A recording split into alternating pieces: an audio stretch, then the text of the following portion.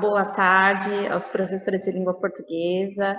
Sejam muito bem-vindos a mais uma formação do Programa de Recuperação e Aprofundamento. Hoje trazendo a SA2 do material Aprender Sempre. Meu nome é Letícia, sou formadora EFAP e tenho aqui comigo a professora Carolina Rosignoli, que vai conduzir a formação desta tarde. Passo a palavra. Obrigada e bom dia, professores, professoras. Obrigada pela presença de vocês. Aos que estavam com a gente na formação de etapa, vamos continuar juntos. Aos que chegam agora, bom dia e bom início de trabalho, que eu espero que esse encontro seja produtivo para todos e todas vocês. Para acompanhar a nossa fala, eu vou colocar alguns slides. Um minutinho. Vamos lá. Como a Letícia falou, a gente está aqui para a formação para professores de língua portuguesa do 6º ano. Eu sou Carolina Rosignoli, assim como vocês, eu sou professora de língua portuguesa, sou docente há 12 anos, já lecionei na rede pública e privada de São Paulo, e eu sou mestra em filologia de língua portuguesa, coordenadora pedagógica e formadora de docentes. Em 2020, ano passado, eu tive o prazer de acompanhá-los, né? Eu cuidei das formações de etapa e também do 9º ano, e esse ano eu continuo aqui com vocês nesses primeiros encontros. É um prazer revê-los, é um prazer conhecer também os que estão chegando agora, certo?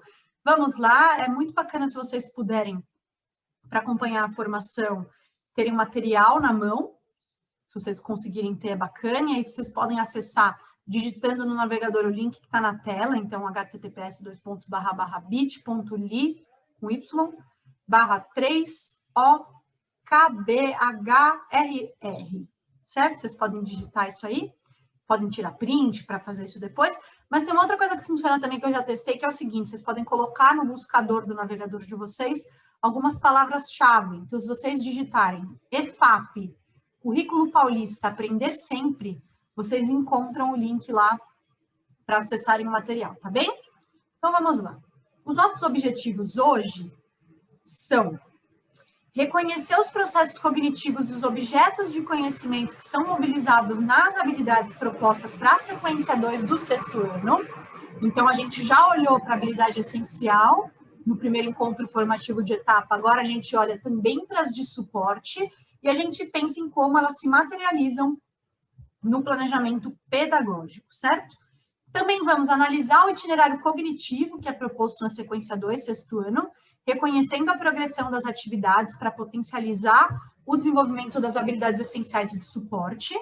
E também vamos propor encaminhamentos para serem desdobrados por vocês, professores, depois dessa transmissão. Então, na terceira etapa formativa com a escola, para fortalecer o planejamento da implementação do material, considerando o contexto de cada escola, certo? Então, vamos começar. Essa é a habilidade essencial do 6º ano, que estrutura o 6º ano, vamos relembrar.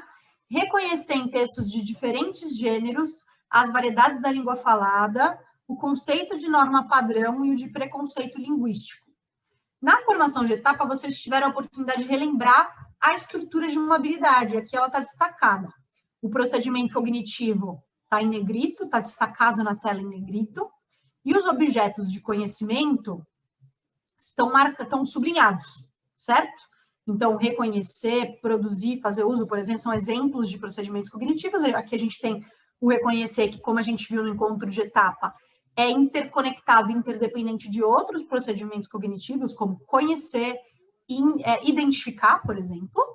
E a gente tem os objetos do conhecimento. Agora, vamos olhar para as habilidades de suporte, pensando nessas mesmas coisas. Pensando nos procedimentos cognitivos que estão envolvidos nelas e nos objetos de conhecimento, certo? Aqui a gente tem as 3 habilidades de suporte. A primeira é a seguinte: reconhecer o uso de diálogos em textos do campo artístico literário, contos, crônicas, fábulas, observando os efeitos de sentido de verbos de dizer, disse, falou, perguntou, e de variedades linguísticas no discurso direto, a fala das personagens. Produzir textos em diferentes gêneros, considerando sua adequação ao contexto de produção e circulação. E fazer uso consciente e reflexivo da norma padrão, em situações de fala e escrita em textos de diferentes gêneros, levando em consideração o contexto, a situação de produção e as características do gênero. Então, vocês estão vendo aí os procedimentos cognitivos destacados em negrito e os objetos do conhecimento sublinhados. E aí é importante olhar para a relação forte que há entre as habilidades e os eixos de ensino. E aí eu trago 2 aqui para a gente destacar. O primeiro é a análise linguística e semiótica, né? Então, principalmente a habilidade essencial, né, a 55, que a gente viu no slide anterior, e a 56, de fazer uso consciente e reflexivo da norma padrão, elas estão muito ligadas a esse eixo. Então, elas têm a ver com a mobilização de conhecimentos gramaticais dos estudantes para compreender a língua em funcionamento nos gêneros. Então, é importante a gente lembrar aqui que não é uma perspectiva gramatical meramente metalinguística. Então, não é os termos gramaticais por si só, desconectados do uso. Não. Né? Nesse caso, a gente está falando desses conhecimentos gramaticais, às vezes desses termos mesmo, associados ao conceito de variação linguística, de norma padrão, em funcionamento em gêneros diferentes. Certo? É por isso que eles são relevantes aqui, porque eles são aplicados à interpretação e à produção de textos. Então, a gente coloca em jogo, novamente, a perspectiva da língua em uso. E o segundo eixo que eu quero destacar, além da análise linguística e semiótica, é o da oralidade. A habilidade essencial que a gente viu, ela está diretamente conectada à língua falada, né? E quando a gente está discutindo variação linguística e norma padrão, é muito importante que a gente trabalhe esses conceitos numa perspectiva que considere as línguas naturais, na fala e na escrita, né? E os diferentes processos linguísticos que acontecem em cada uma delas. Então, quais são as características da língua falada que diferem da língua escrita? Em que elas se assemelham? Quais são os processos linguísticos de variação que acontecem na língua falada? E qual variedade, ou a quais variedades a norma padrão corresponde? O que são variedades de prestígio?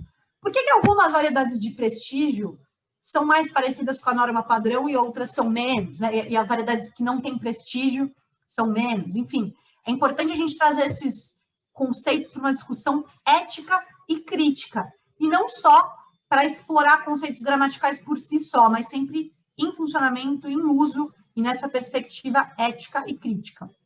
Agora, é claro, os eixos de leitura e produção de texto, que eu não mencionei aqui, eles também estão envolvidos, né? O trabalho com os 4 eixos, ele é sempre integrado, sempre interdependente. Mas a gente vê nessas habilidades esses 2 eixos super favorecidos. Então, análise linguística e semiótica e oralidade, certo? Vamos partir agora para um panorama de como são as atividades, né?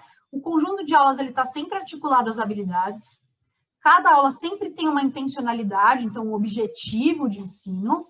Sempre tem alguma relação direta ou indireta com as habilidades, e as orientações para os professores e para os estudantes, elas estão sempre ancoradas em abordagens que são teóricas e são metodológicas. Então, é sempre importante dar uma olhadinha na hora do planejamento, naquela etapa, iniciando, desenvolvendo e finalizando. A gente explorou isso no encontro de etapa, e eu reforço aqui, é muito importante sempre dar conta disso e levar isso em consideração para o planejamento. Nessa sequência, as propostas se organizam assim. Ó. Na aula 1, que a gente tem lá a língua é nossa pátria, bonitinho. A gente é proposto um levantamento dos conhecimentos prévios dos estudantes, né, a respeito da língua oficial de um país, o que significa isso, das conexões entre língua e noção de pátria e pertencimento. Depois, na aula 2 e 3, né, o título África e Brasil, a gente tem o seguinte: leitura de um texto escrito em português de Moçambique, e reflexão sobre a variação linguística para introduzir esse conceito.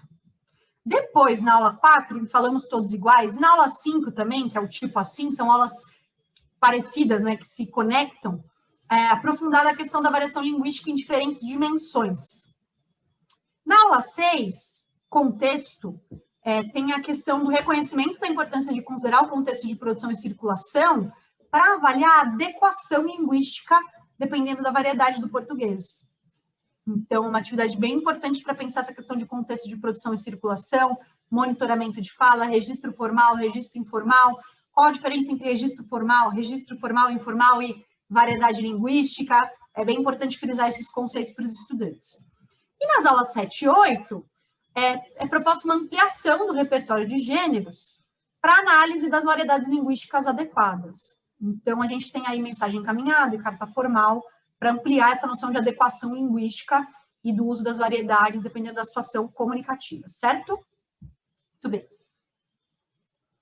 Professores, aqui eu trago uma questão que é muito pertinente para a gente, né? Vamos ler juntos a questão que está aí? Para reconhecer em diferentes gêneros as variedades da língua portuguesa, os estudantes precisam ser estimulados antes a desenvolverem outros processos cognitivos, levando o professor a organizar o trabalho pedagógico de forma progressiva e encadeada, certo?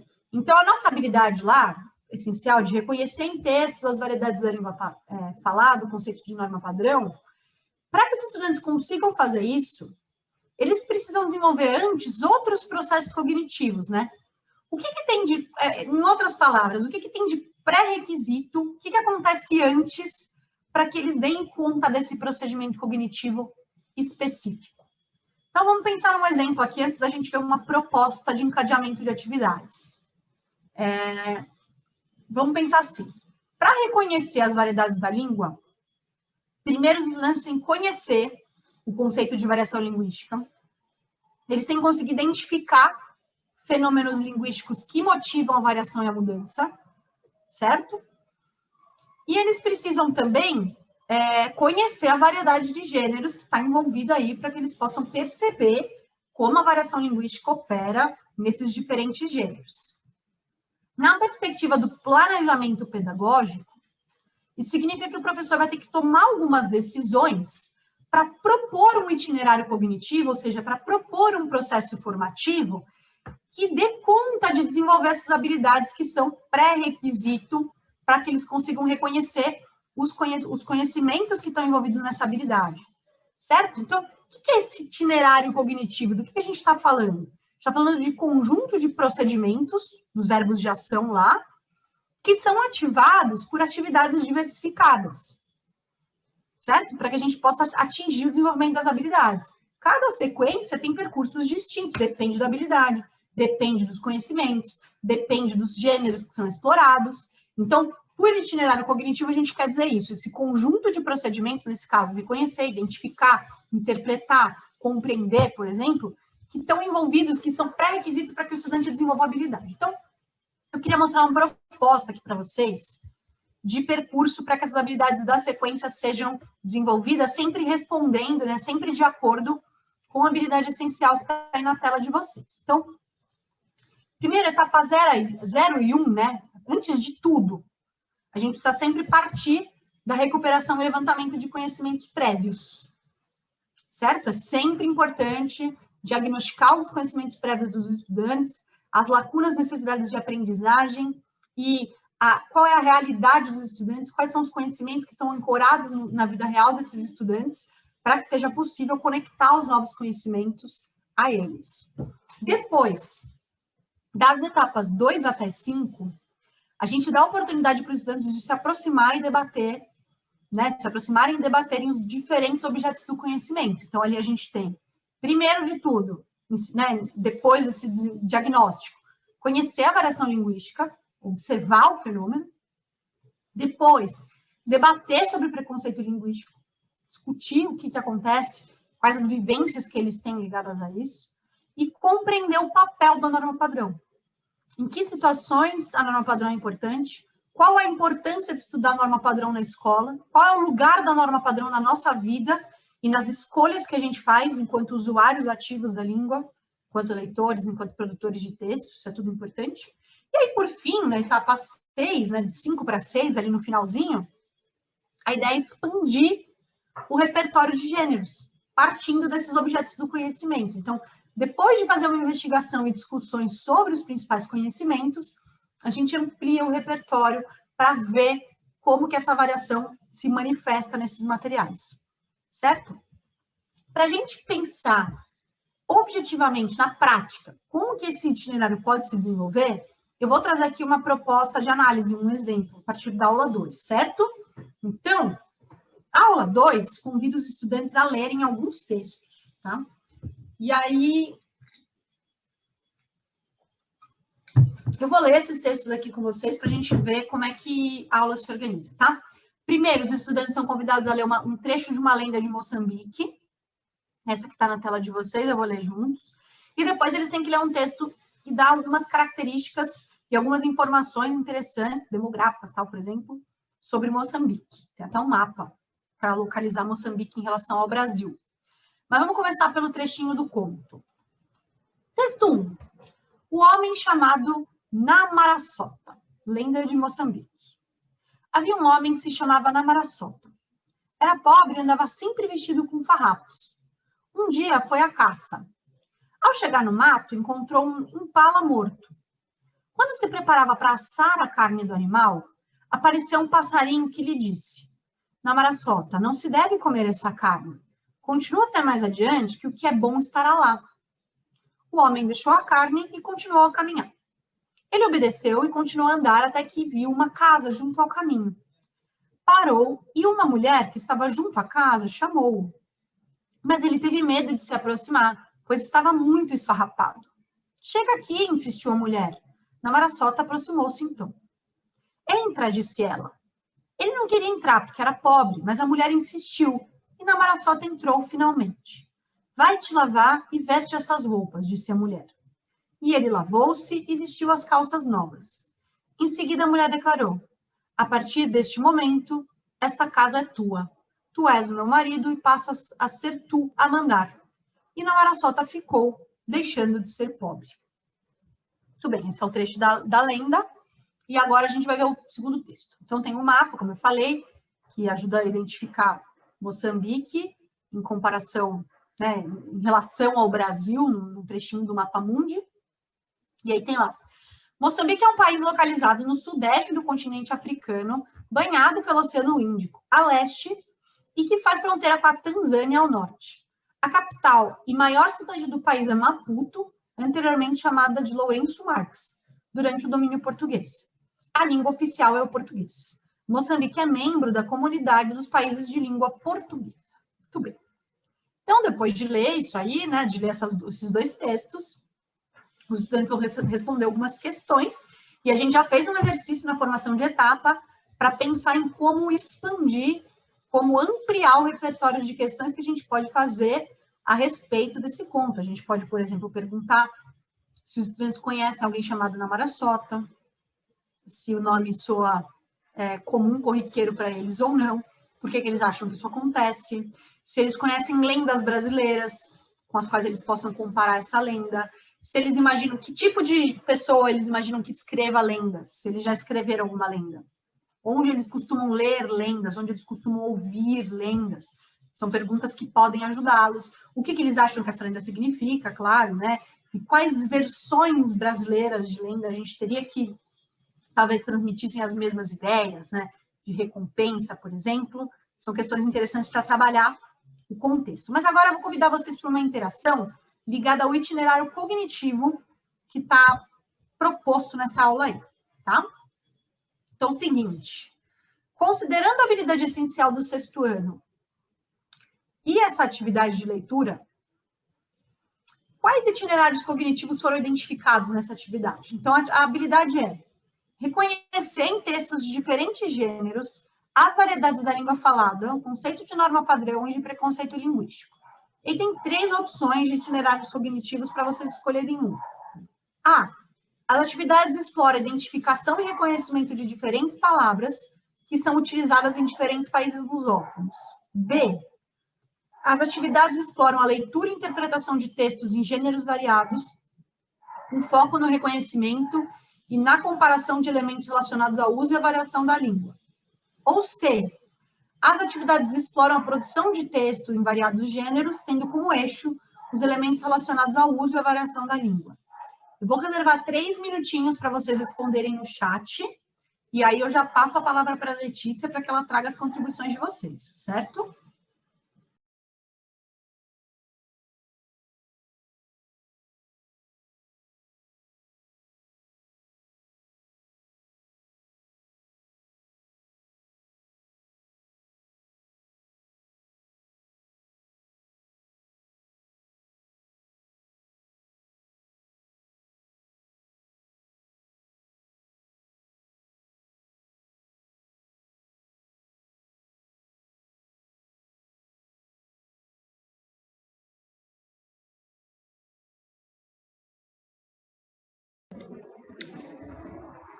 Os professores já estão contribuindo conosco no chat. Nós tivemos basicamente 2 respostas, Carol. Alguns professores selecionaram a alternativa A e outros selecionaram a alternativa B. Eu diria que está 50%, eu acho aqui. Não, aparecendo mais a letra B, na verdade. Ó, a professora Sônia disse a professor Dilei disse professora Regina também selecionou A, professor Johnny diz que a alternativa B, enfim. Essas alternativas foram as que mais apareceram, sendo que a B é a que está aqui em maioria. Obrigada, e obrigada aos colegas que participaram da interação. De fato, são 2 alternativas parecidas, né? Porque nos 2 casos a gente está falando da leitura. No primeiro, a gente tem foco da identificação e reconhecimento de palavras nos países lusófonos. E no segundo caso, a gente tem interpretação de gêneros variados, certo? E reconhecimento e comparação dos elementos ligados ao uso e variação da língua. Eu selecionaria a alternativa A. Por quê? Porque a gente não tem aí nessa atividade gêneros variados. O texto que é de interesse da variação linguística é o primeiro, é a lenda. Então, a gente está olhando para um gênero só, certo? Nesse caso aqui, o importante, o foco, o itinerário cognitivo, que é foco da atividade, é que os estudantes percebam quais são as palavras que são usadas em Moçambique, que se assemelham àquelas que eles usam no cotidiano no Brasil, ou que são diferentes da que eles usam no cotidiano do Brasil, e assim por diante, certo? É interessante aqui pensar que é introduzido o conceito de lusofonia, né? A partir do trabalho com Moçambique. Então, é um conteúdo muito interessante para trabalhar com os estudantes, o multiculturalismo, a variação linguística, e também para combater o preconceito linguístico. Também é uma atividade que permite que os estudantes conheçam o conceito de língua oficial e a diferença entre língua oficial e línguas faladas por uma população. Então, o fato da língua portuguesa ser a língua oficial do Brasil não significa que todas as pessoas do Brasil falem português. Existem comunidades que não falam português aqui no Brasil. Da mesma forma, em Moçambique. O que significa ter uma língua oficial em Moçambique? Quais outras línguas são faladas lá? Então, são temas interessantes e que podem despertar a curiosidade dos estudantes. E aí eu queria, antes de avançar para a minha proposta com perguntas potencializadoras, eu queria fazer uma observação aqui. Que esse tema da variação linguística é um tema bem avançado e bem interessante e que pode ser desafiador para ser trabalhado com o 6º ano, né? A gente sabe que o tema que a gente explora na sequência de atividade 1 também pode ser considerado avançado para trabalhar com o 6º ano. E a equipe de formação está pensando nisso, assim, a equipe de formadores está pensando em como trabalhar essa questão, porque alguns dos professores mencionaram as dificuldades que podem enfrentar ao trabalhar esses temas com o 6º ano. Então, é importante, duas coisas eu queria trazer aqui em relação a isso. Primeiro, sempre adequar as propostas de planejamento que a gente está fazendo aqui juntos para o contexto de cada unidade escolar. Então, cada unidade escolar, cada grupo de alunos, cada estudante, né, tem a sua particularidade, e só o professor da turma é que conhece essas particularidades e consegue fazer uma atividade diagnóstica que dê conta dessas lacunas e dessas necessidades específicas que os estudantes vão ter. E a segunda coisa que eu queria falar é que, apesar das lacunas e dos desafios, é importante dar oportunidade para os estudantes se desafiarem também. Então, claro, sempre respeitando aquilo que é possível de ser feito, especialmente nesse momento de ensino híbrido, né, de ensino remoto, muitas vezes, mas também é interessante desafiar os estudantes. Então, por que eu estou trazendo isso? Porque esse tema da variação linguística é instigante. E se ele for abordado de forma instigante, dá para trabalhar com os estudantes, independente das dificuldades que eles tenham de leitura, de produção de texto, dá para trabalhar os conceitos numa perspectiva investigativa, de pesquisa. E isso, de repente, pode ser uma chave, uma ponte para conectar aquilo que eles já sabem, né? E por meio desse desafio de investigação, conectar com aquilo que eles precisam saber. Mas eu queria deixar claro que a equipe de formação tem pensado bastante nisso, né? Em como transformar, em como ajudar os professores, especialmente no 6º ano, que estão pegando os estudantes no momento de transição importante. E num momento tão peculiar, né? Estudantes que nem sempre estão conseguindo estar na escola presencialmente, então é uma transição inédita, né? Saindo do 5º ano para o 6º ano, a gente está pensando nisso, em como trabalhar essas sequências para que o trabalho com o 6º ano seja possível, seja proveitoso e prazeroso. E aí, pensando nisso, eu quero trazer aqui para vocês algumas perguntas potencializadoras e quais os conteúdos, né, os conhecimentos, objetos do conhecimento, que eu acredito que se relacionem com elas. A primeira é a seguinte: que perguntas eu proporia para vocês trabalharem o contexto da lenda e como aguçar a curiosidade dos estudantes para prepará-los para estudar esse gênero e para prepará-los para estudar a sequência de atividade. Uma proposta é: como você imagina que a língua portuguesa passou a ser língua oficial em Moçambique?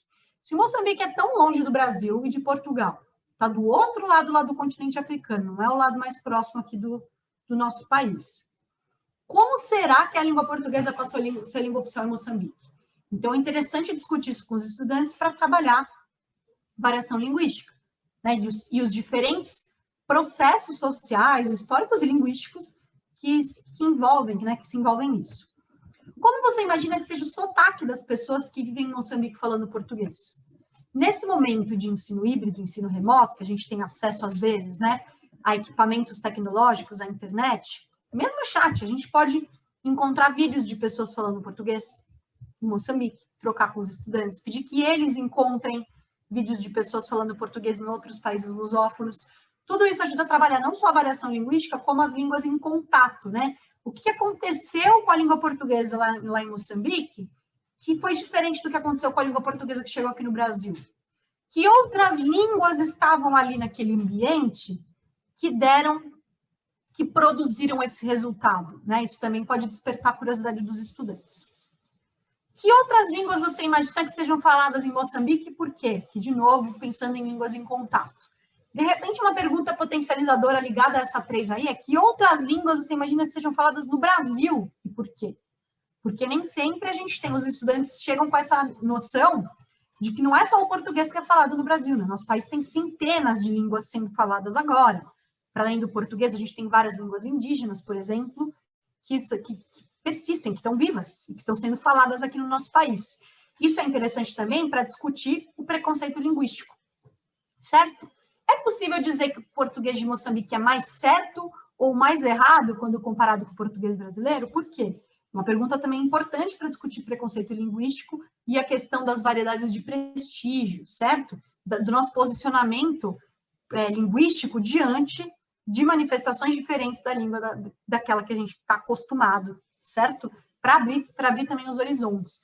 Isso são estratégias que vocês podem usar para introduzir o tema de forma mais adequada, de repente, às dificuldades que os estudantes tenham, mas, de novo, são propostas, porque vai depender da realidade de cada unidade escolar e de cada grupo de estudantes, certo? Então, fiquem à vontade para aumentar essas perguntas, para mudar as perguntas e também sempre para trocar entre si. Aproveitem o momento que vocês vão ter na sequência, né, com os colegas da escola, para trocarem entre vocês que outras estratégias vocês podem procurar para trabalhar essas questões e introduzir esse trabalho com o 6º ano, que é esse momento tão importante. E aí, pensando nisso, eu quero trazer aqui mais uma aula para a gente discutir, que é a aula 7, certo? Pensando um pouquinho mais sobre essa sequência, na aula 7, o estudante ele é conduzido a produzir um pequeno texto, vocês podem observar, eu vou ler com vocês, né? E aí é dada as orientações seguintes. Chegou a hora de você criar seu próprio texto, considerando o contexto de circulação dele. Siga as orientações. Escolha um tema de seu interesse e redija uma mensagem para ser encaminhada em um grupo de redes sociais. Pense em um assunto que seja relevante. Considere que as redes sociais pedem uma linguagem informal, sucinta e que pode contar com emojis, abreviações, figurinhas, GIFs e assim por diante. Certo? Ou seja, essa atividade ela indica um contexto de produção, então mensagem encaminhada em rede social, que influencia o uso da linguagem. Então, a gente está vendo aqui a variação linguística, a adequação linguística a partir da noção de contexto. E tem uma outra coisa interessante, essa atividade também destaca elementos não verbais. Então, emojis, por exemplo, figurinhas, GIFs e assim por diante, por se tratar de um contexto digital multissemiótico. Então, os estudantes vão produzir aqui um texto multissemiótico. Uma proposta bem rica, né? E que permite trabalhar as novas práticas de linguagem, a gente conversou sobre elas no encontro anterior, que a gente tem vivido nessa era digital.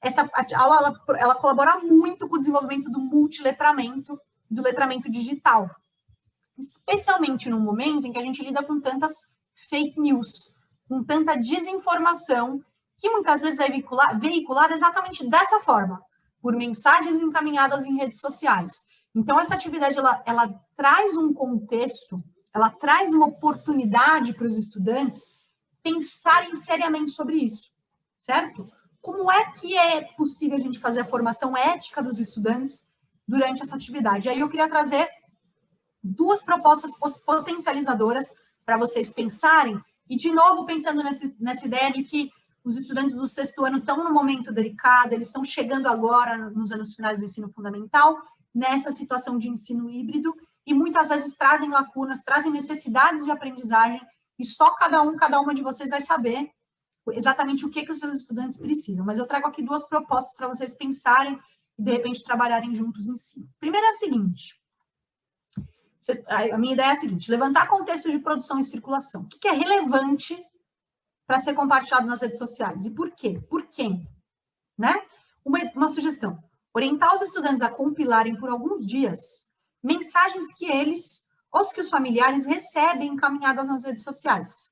Eles devem mandar essas mensagens para o grupo da turma, fazer uma análise da estrutura composicional e dos aspectos contextuais dessas mensagens. De repente, essa atividade ajuda os estudantes a distinguirem, o que é relevante e o que não é. Uma notícia importante sobre as novas diretrizes em relação ao estágio da pandemia, as regras de isolamento social, válida, de fonte confiável, é relevante? Por quê? Quem é que cria essa mensagem e quem é que compartilha? Agora, uma corrente que propõe que quem não compartilhar com 10 grupos vai ter azar, vai ter má sorte. É relevante? Talvez para alguns alunos seja considerado relevante. Por quem que é criado? Por que é criado? Então, ter um acervo de mensagens encaminhadas verídico, um acervo verdadeiro, pode ajudar os estudantes a entender a questão da relevância e começar o trabalho crítico e ético em relação a esse gênero que é tão importante. E é bacana. Por que eu digo relevantes e verídicas? Porque, claro, nós como professores, a gente está acostumado a criar textos com fins didáticos, certo? Criar e planejar esses textos com fins didáticos para aproximar nossos estudantes de forma mais controlada do que está no mundo real ali. Mas pensando nesse letramento digital e nessa formação ética e crítica, talvez seja interessante a gente pedir para os estudantes essa coleta. Quais são as mensagens encaminhadas que eles estão tendo acesso, que os pais estão tendo acesso? A gente reúne tudo isso, a gente centraliza tudo isso e analisa juntos qual a variação linguística, tem variação linguística entre elas, tem diferentes registros, quais são os elementos gráficos que são usados. Isso pode ser bem bacana para os estudantes, inclusive, começarem a distinguir mensagens válidas e confiáveis de fake news. Então, é um trabalho bem importante que está previsto no currículo paulista. E a segunda proposta, né, tem relação justamente com isso. Como é que eu trabalho aspectos éticos associados às práticas de linguagem? Qual é a responsabilidade de quem cria e compartilha conteúdos nas redes sociais? Como combater e se posicionar diante da desinformação? Então, a ideia é oferecer aos estudantes um exemplo real de fake news que você encontre. Existem sites especializados nisso, agências de investigação de notícias de diversos canais jornalísticos que vocês podem encontrar e que oferecem a fake news e a fonte que desmente a fake news. É muito importante trabalhar com fontes para os estudantes, né? E uma mensagem com conteúdo verificado para análise dos recursos linguísticos que dão pistas sobre a veracidade e a confiabilidade da mensagem. Então, como que o estudante, a partir dessa análise linguística, pode identificar uma fake news? Nesse momento, a norma padrão pode ser uma aliada. Então, normalmente, mensagens verificadas, confiáveis e válidas tendem, nos canais oficiais, tendem a estar adequadas à norma padrão, certo? Normalmente, pode haver exceções? Sim. Pode haver fake news na norma padrão? Sim. Mas é comum a gente ver notícias válidas, verdadeiras, verídicas na norma padrão. E é comum também a gente notar estruturas que não pertencem à norma padrão, mobilizadas em notícias falsas. Se os estudantes identificam isso, eles podem ficar mais alertas, mais atentos à desinformação e pensar sobre essa responsabilidade. Quando eu recebo uma notícia, eu vou simplesmente encaminhar?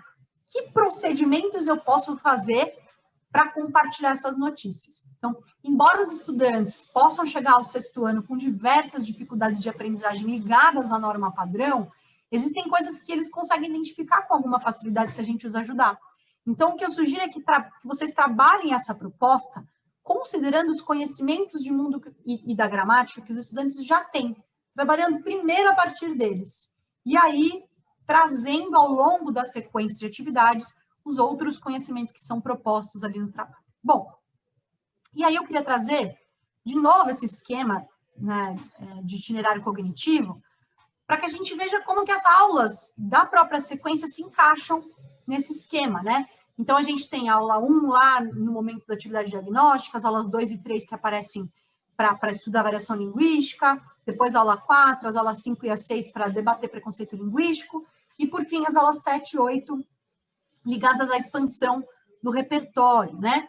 E, embora exista essa progressão linearizada que a gente está vendo representada nesse esquema, na verdade, o trabalho é em espiral, como a gente vai ver na próxima tela. Então, olha só, a gente vê como o itinerário cognitivo pode ser delineado, na verdade, em espiral.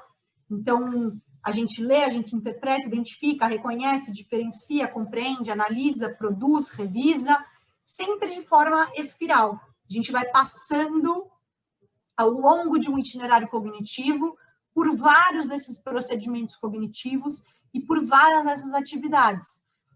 A imagem espiral, ela representa essa ideia de que, do ponto de vista pedagógico, né, eu vou passar várias vezes por uma ação específica, por uma atividade específica, tendo como foco a aprendizagem do estudante. E a gente precisa considerar, então, no planejamento pedagógico, que vocês vão fazer daqui a pouco, inclusive, um aprofundamento gradativo, tanto nos objetos do conhecimento, quanto nos procedimentos cognitivos. Começando, então, com procedimentos mais simples e com conhecimentos que os estudantes já têm, e à medida que o processo de aprendizagem vai avançando, a gente vai chegando nos procedimentos e conteúdos mais complexos, sempre com intencionalidade. Então, é muito importante trabalhar essa espiral e esses procedimentos cognitivos de forma consciente. Isso não significa que só tem um caminho possível, dependendo das necessidades dos estudantes de cada um de vocês, isso é muito importante, especialmente no 6º ano, especialmente nesse momento, esse caminho ele pode ser diferente para cada um, mas de forma consciente, com intencionalidade, certo? A gente precisa poder escolher quais caminhos seguir. E aí, pensando nisso, a gente tem mais 5 minutinhos de encontro, e aí agora vocês vão ser encaminhados para o último momento dessa TPC, que é o desdobramento da escola, né? Vocês vão ter 90 minutos de planejamento com os pares. Eu vou passar aqui algumas orientações sobre esse 3º momento. Vocês vão desenvolver juntos uma atividade na escola, né? Digitalmente ou presencialmente, dependendo do caso de cada um, para que vocês façam o planejamento dessa sequência. Então, claro, a ideia é que vocês partam disso que a gente viu aqui, se servir, né, para cada um, para o contexto de cada um, o que viram na formação de etapa, o que vimos agora na formação de ano-série, e essas orientações para vocês desenvolverem um trabalho intencional e que se adeque à realidade de cada unidade escolar. Então, vamos lá.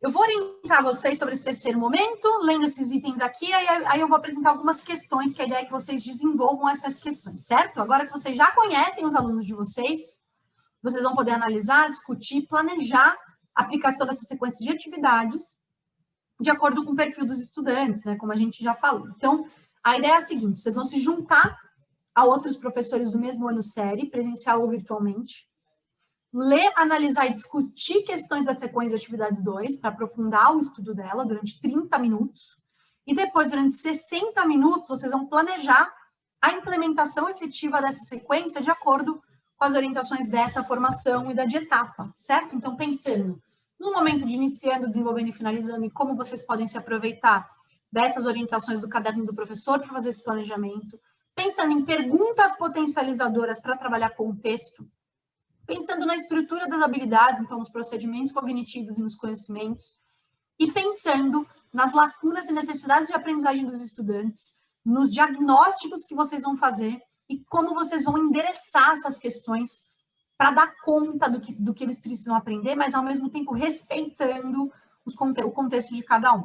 Então, eu trago aqui para vocês algumas questões, alguns questionamentos que orientam esse planejamento de vocês. Então, a gente falou já sobre atividade diagnóstica, né? E aí eu trago esses questionamentos que podem ajudá-los a esse planejamento. Primeiro, que objetos de conhecimento os estudantes precisam aprender antes, né? O que é pré-requisito para desenvolver as habilidades propostas? Olhando para a habilidade, responda. O que eles precisam aprender para desenvolver?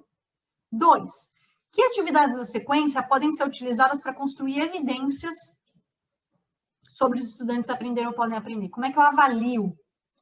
Que tipo de produtos finais podem ser propostos para avaliar a aprendizagem dos estudantes quanto à habilidade trabalhada? O que eles podem fazer individualmente, em grupo, digitalmente, presencialmente? Como é que eu avalio?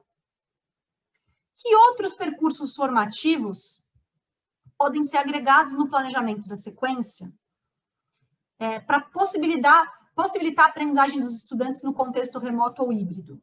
Qual o percurso formativo para o estudante desenvolver essa habilidade? A partir das habilidades propostas, quais estratégias podemos adotar para potencializá-las, assim por diante. E como garantir a coerência entre o que é feito presencialmente na escola e o que é feito de forma remota. Como é que eu apoio os estudantes? Como é que eu acompanho? Como eu verifico se eles estão desenvolvendo as atividades, se eles estão conseguindo aprender, certo? Hoje, então, a gente conheceu as habilidades que estruturam a sequência 2, a gente analisou algumas atividades com exemplo, pensamos na questão do itinerário cognitivo, do currículo em espiral, a gente também discutiu e encaminhou algumas estratégias, que eu acabei de mostrar, para vocês desenvolverem as atividades com os pares de vocês. Vocês podem encontrar o roteiro e os slides também disponíveis no ambiente de aprendizagem de vocês. Eu vou dizer, vocês vão encontrar no bit.ly roteiro recuperação. Então, se vocês digitarem no navegador bit.ly com y, bit.ly com y barra roteiro recuperação, vocês poderão encontrar o roteiro de atividades, os slides, para vocês poderem desenvolver a atividade que vem agora, tá bem? E aí eu peço que aqueles que puderem avaliem a nossa formação. Antes eu vou só projetar as referências, para que vocês possam sempre acessá-las sempre que quiserem, e peço a gentileza de que vocês avaliem o nosso encontro. Se não puderem avaliar agora, deem um print, copiem o link aí. O Bit.ly é igual do roteiro, então o Bit.ly que está na tela de vocês é o mesmo que vocês usam para acessar o roteiro, só que o roteiro é bit.ly barra roteiro recuperação, e o de avaliação é bit.ly barra recuperação 2021.